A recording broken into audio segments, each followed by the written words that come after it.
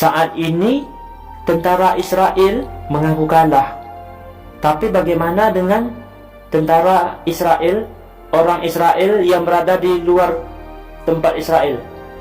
Seperti di Amerika misalkan, kemudian di Perancis. Apakah kita terlena dengan pengumuman kemenangan Palestina hari ini? Sementara kita belum menegakkan syariat Allah secara kafah. Sebagian tentara Israel sudah ada mengumumkan bahwasanya Palestina hari ini akan bebas. Tapi apakah Israel di tempat lain tidak merencanakan sesuatu untuk kita? Sudah jelas ada, baik dari kalangan Freemasonry maupun kelompok Illuminati. Berbagai macam cara, mulai daripada fitnah, manipulasi politik, dan juga yang lainnya. Satu-satunya jalan untuk warga Palestina adalah tegakkan khilafah di sana, amal Islam secara menyeluruh.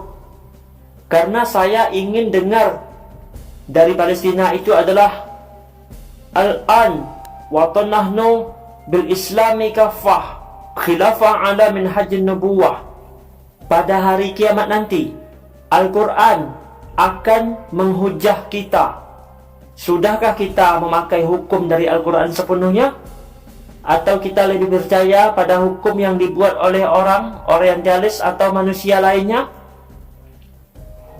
Kemudian, kalau khilafah sudah berdiri di Palestina, insya Allah negara lain nanti akan menyusul. Yang jelas, seperti Taliban, Afghanistan hari ini menjadi negara terkuat. Baru-baru ini saja Amerika perang dengan mereka, Amerika kalah. Jadi kalau Palestina sudah ada pengumuman khilafah berdiri di sana, kalau ada yang mau meruntuhkan, mustahil Taliban tidak membantu. Karena bisa jadi kelompok panji hitam itu datang dari Taliban dan Indonesia. Itulah disebut Taifah Mansurah. Oke lah, hari ini Palestina memang diumumkan menang dalam berperang. Tapi negara luar daripada Palestina hari ini sudah diserang dengan perang pemikiran. Belum lagi makanan beredar yang mengandung MSG sintetik, bisa merusak pola pikir, bahkan membuat kita malas, membuat anak-anak kita malas menjadi solat tahajud. Orang Yahudi mengerti bahwasanya umat Islam di luar Palestina tidak mau makan yang haram. Makanya pada hari ini mereka edarkan makanan halal tapi tidak thayyibah, halal tapi tidak baik, bisa membuat tulang cepat keropos, kemudian merusak pola pikir, kemudian usia tingkat SMA tapi seperti bocah. Makanya hari ini banyak anak-anak seperti bocah. Kemudian sifat dan perilaku tidak punya adab lagi. Intinya mereka bukan perang senjata, tapi menjauhkan kita dari aturan Islam yang sebenarnya. Orang Yahudi sangat mengerti bahwasanya perang akhir zaman itu, Malhamah Al-Kubra, itu manual, tidak menggunakan senjata elektronik. Jadi waktu itu fisik, kekuatan fisik memang benar-benar dibutuhkan. Makanya mereka sudah mulai sekarang, hari ini, untuk membuat Muslim itu menjadi lemah, Muslimah menjadi lemah. Jadi mereka itu terbaca ilmu-ilmu an-nubuwah itu, ramalan berdasarkan hadis Nabi. Generasi Muslim bahkan sudah dirusak sejak dari lahir, termasuk juga konsumsi susu SGM. Ini halal tapi tidak thayyibah. Nih produk Perancis. Baru-baru ini Perancis menghina Nabi Muhammad SAW. Banyak nih produk Perancis. Makanya anak-anak kita banyak seperti perilaku orang Perancis, payah menyuruh solat, tapi coba disuruh main game, dibawa ke plaza, itu paling suka.